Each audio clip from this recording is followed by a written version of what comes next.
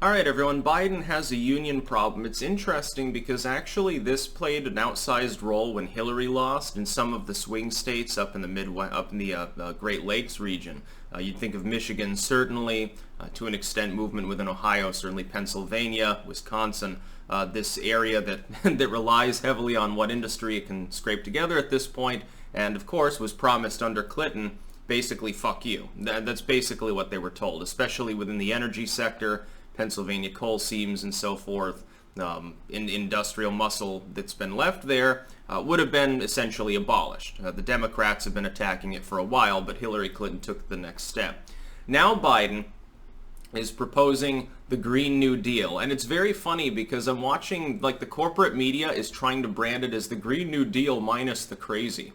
Which is funny because Slate and all of these other groups, link in the description to their fluff piece, signed on to the initial Green New Deal, defended it as not being crazy, and said that it was a wonderful idea. They repeatedly chastised Biden for not going far enough and not latching onto AOC's initial cow fart and banned transatlantic flight proposal, which we've kind of done already anyway. There aren't nearly as many flights going up in the air lately now, haven't you noticed that? It's interesting how politics and epidemic have merged together. But I'm going to read some of this. Here's Biden's sane plan, which, by the way, has morphed because he went more moderate during the primaries. I'm just going to read this little section verbatim because it's halfway down, so I know the average person will just take a look at the title of the Slate article, which is literally, well, Joe Biden's New Green Deal minus the crazy, which is a fluff piece and then a couple fluff sentences. You have to get down here to get into the nitty-gritty. 99% of the readers won't do that. So I'm just going to read this. Biden's primary season climate plan, which has little to do with climate change. I'll explain my feelings on climate change as well for the more cerebrally minded in a moment, included some of those pillars of the initial Green New Deal, and even referred to the Green New Deal as a crucial framework, but the new version adopts it more fully. The candidate's original platform, this is primary Biden.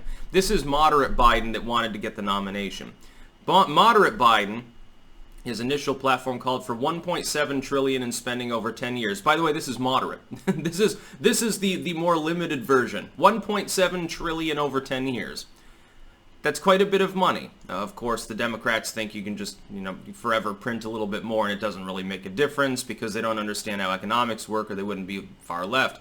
And a set goal of zero net emissions by 2050, which, by the way, is completely impossible. And again, I will explain why this zero emission thing is bullshit. It's a pipe dream. The new addition, this is new far left Biden because he wants the Bernie voters. By the way, he wouldn't actually deliver on this, but I'm just saying the risk is there that something akin to it would be delivered on, which is why we need to oppose him vigorously. The new addition ups the price tag to $2 trillion over 4 years. So now you're talking a considerably more money over a much shorter period of time. Of course, 4 years, because he wouldn't be able to seek a second term. It'd be impossible. If Biden is elected, I guarantee you right now and swear to you, he won't even seek a second term if he makes it to that point. He'll resign. He'll let his VP take over as the candidate. There's your massive spending, yes it is, and aims to scrub carbon from the electricity sector by 2035 using a clean energy standard for utilities. So you're talking massive new taxes, number one. And by the way, the idea that Amazon's going to pay for that's also bullshit. It'd come mainly from the middle and upper middle class, as it always does. The people like Biden have had long time in government. Biden's been in government since the 70s and never once delivered a plan that didn't disproportionately impact the middle class. It's never happened and it never will because they're not going to bite the hand that feeds them. So he needs to shut up about all this, oh, you take this money from the evil billionaires, Jeff Bezos will pay his fair share bullshit, because it'll never happen. Because they own Congress mainly. Biden has also rolled out a Made in America economic plan. That's interesting. I thought Made in America was evil. I thought it was that was xenophobic. See, there's his pitch to the moderates. See, there's the breadcrumb that he throws to them in his plan, the one good idea that Trump has been trying to deliver on and been stymied repeatedly, not just by the Democrats, but also some Republicans. Economic plan that would use gobs of government procurement R&D funding to build up domestic sectors like renewable batteries and electric vehicles. There's your industrial policy. Well, it's a bullshit one, but yeah, it's there. And the campaign, and here's his pitch to minority voters, I guess, His campaign has outlined an extensive proposal to secure environmental justice by directing 40% of its climate change spending to disadvantaged communities. So there you've got your meaningless pork barrel plan. Yeah, it is AOC's plan toned down. It doesn't call for banning cow farts and transatlantic travel. It's just a pile of steaming horseshit. Massive new taxes, largely on the middle class, giving free funny money basically to the very poor inner city communities for no reason whatsoever. It'd get wasted by those cities. Those cities have gotten more and more and more federal money over the last 50 years and they've never improved. As long as you keep the spigot, there's no reason for them to improve. There's no reason for them to fucking bother trying because they can always just ask you for more money and then blame you if you don't give it to them. Well, they didn't give us enough money this year. That's why you're poor. Oh yeah, you were poor for the last 50 years too and consistently led by our far left policies. But it's not our fault. It's someone else's fault. Usually racially based, I've noticed. Because these people are a bunch of fucking racists. Anyway, it's funny to see the unions balk at this. But let me tell you why the carbon negative thing is bullshit. It can't be achieved. If climate change is real, and I've said this for a number of years, if it is real and man-made and a dangerous thing, we're probably fucked anyway, because it began back at the dawn of the Industrial Revolution. The world in the mid to late 1800s was vastly different. The population of the world was less than 10% of what it is today. The forests hadn't fallen to the axe. The Amazon was virtually intact. The Congolese rainforest, the jungles of Borneo and South Asia, they were all fully intact and flush. Half the forests in Europe were still standing.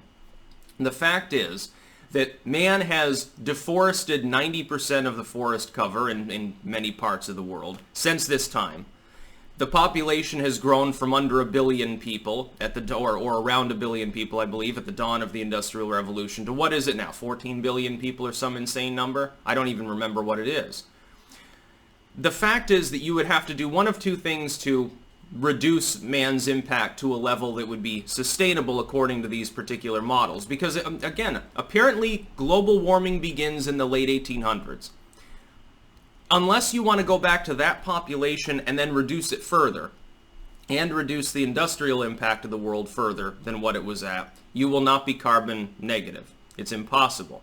I suppose letting vast swaths of forest regrow would be an idea. See, the problem is if you get rid of mechanized farming, you're going to need far more land to feed the same population. People don't realize that the reason why deforestation is not an issue in parts of the Western world, despite the growing population, is because we can squeeze more food out of each acre because of mechanization to the point of having huge surpluses. Well, if we couldn't do that, then, oh yeah, I guess Vermont would have to follow the axe again. It would look like it did in the late 1800s, ironically. All the forests were logged off for the timber industry, and then they had sheep up in the foothills for the woolen industry, and then they had beef for a while. And you have these textile mills scattered all around the Connecticut River Valley and other places because it was a convenient place to trade from. See, they could float the logs, the lanolin, and all that shit down the river. It was more efficient because then you put them on big rafts and some white water to worry about, but for the most part it was fine. Connecticut River was a main shipping lane at the time. You would have to do one of two things. You'd either have to commit genocide against probably 95% of the world's population, cripple all world industry, and have the entire world simultaneously agree to demechanize their militaries, or you'd have to force sterilize the same number of people, and you'd probably have to use nuclear weapons against any state that held out. I'm not being hyperbolic here. These people are saying Armageddon is approaching. They're saying that within 10 years or 20 years or however many years, and it depends from year to year what their estimate is, some of them said that we're already past the point of no return. We're already supposedly past the CO2 limit of no return now, where we'd have to go carbon negative to stop the impending loss of all of the glacial ice in the world. The sea level will rise 10 to 15 feet. Vast deserts will sprawl out across the continents, while other places that are dry now are drenched. Most parts of the world's fertile areas will become arid or become inhospitable. The climate will destabilize. Hurricanes will rip the shorelines from coast to shining coast. Well, they won't be shining with anything but radiation once all the nuclear plants are destroyed by the hurricanes. They're talking about Armageddon. If you really think that the world is fundamentally ending or that the vast majority of humanity over the next 100 years is going to die, then give people a realistic proposal. Hippy-trippy feel-good nonsense like solar cells is not going to cut it. Those solar panels, the rare earth minerals that are used in them, are mined by machines that use fossil fuel. That requires a supply chain. It requires extraction. It requires heavy industry on an order. The energy industry alone, in extracting and refining resources used even for green energy alone, puts out more CO2 than the whole fucking world did at the dawn of the Industrial Revolution. I'm sorry, my friends, but the feel-good nonsense that they're peddling is bullshit. It can't be accomplished. The only thing that would even come close would be massive biochar operations, ironically. The most hippie goddamn thing ever. I first heard of it when I was at UVM, when one of the soil science professors had a bag of this black stuff. I'm like, what the hell is that? Because it looked like powdered charcoal. Oh, it's terra preta. Now I looked it up and I thought it sounded pretty good. You'd have to do that. You'd literally have to put the forest to the axe, carbonize the wood on site, pump it into the ground in enormous quantities, and do that over and over and over again in order to possibly keep up with the CO2 output, just of the human population. Again, what about when you tell people, well, we're all going to have to be vegans, but at the same time that means deforesting half of the world's forested acreage? You realize you'd have to deforest half of the Amazon that's still left in order to feed all these people, right? If you're not using mechanized farming. It's a bunch of bullshit. It can't be done. It's just impossible. Well, what I propose is, yeah, climate change is real. We can observe the change over time, the flux in temperature patterns and stuff. It's probably partially man-made, but I don't believe it's mostly man-made. And I don't believe that it's a threat. It has its own feedback mechanisms. The world has been more drenched in CO2 and has been at a higher temperature before, and somehow it's now far less so. How did that happen? Humans didn't do it. We weren't around to make biocharcoal or solar cells at the time. And while I'm sure that the dinosaurs burped and farted more than the evil cows do, which AOC, she wants to commit genocide, maybe PETA should get involved with that, genocide against the bovine folk. I'm pretty sure the dinosaurs didn't then, cause an ice age by locking CO2 in the ground or something. Now, let's not get crazy here. Biden's plan is crazy.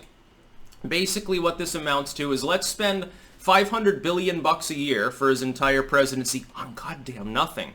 On feel-good bullshit. Pork barrel politics that will ultimately do nothing.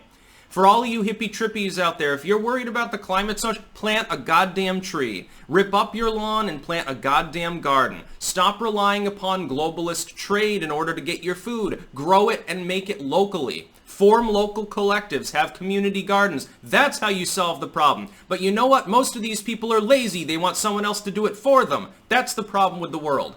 People don't want to take initiative. Oh, there's a police brutality problem, but I don't want to actually do anything about it. I'm not even going to petition. I'm going to make a Facebook post. Oh my god, climate change is a huge issue. You say on your iPad that was made with rare earth minerals mined by slave labor in North Korea using coal power. Big, huge fucking problem. We're all going to die. Oh, yeah, but no. Let's not get crazy and suggest something that'll work. I think we just need a carbon tax. We need a carbon tax and more electric cars. It's bullshit. The Green New Deal is bullshit. These people are bullshitters. They've also, by the way, had decades and decades in government to tackle these problems. One of the primary things Obama did right, and Biden, of course, was his VP, was getting out of the way of fracking, was getting out of the way of the U.S. oil boom, which, by the way, is sustaining our whole fucking goddamn economy right now. We'd be in a depression. We'd be in the toilet if it hadn't happened. If Obama had done what these leftists had want him to do, we'd be in a depression right now. We'd be totally crippled. It was the best decision he ever made, just to step back and do nothing.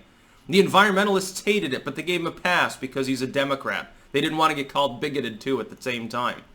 Now, the Green New Deal is bullshit. Calling this less crazy. It's the Green New Deal minus the crazy. Yeah, okay, so it's new taxes, basically, and regulations.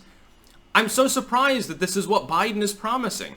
And by the way, it might be his I'll close Gitmo moment anyway. Do you think he's actually going to be able to get this past even the Democrats in the House? Most of them aren't like AOC. Most of them have enough common sense to realize this is a bunch of bullshit that's just designed to squeeze more money out of people anyway. This is an attempt by them to appropriate more money for billionaires and the political elite.